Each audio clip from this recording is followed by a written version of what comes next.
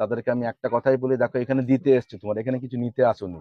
কেউ যদি মনে করে যে আমি এখানে থেকে আমি কি পেলাম, শুনতে তখন খুব খারাপ লাগে। কেন আমি যখন জয়েন করাই তাদেরকে এটাই বলি যে এখানে কিছু পাবে না তোমরা।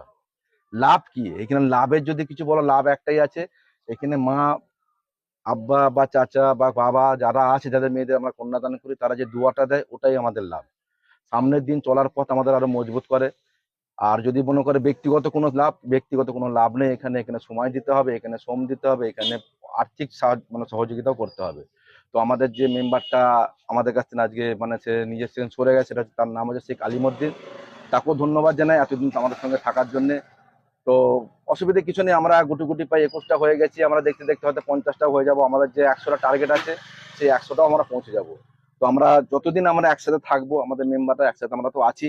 কারো ব্যক্তিগত সমস্যা থাকতেই পারে, সে সাথে ছেড়ে দিতে পারে, কিন্তু আমি আজকে আবার একবার মানে মাইক একদম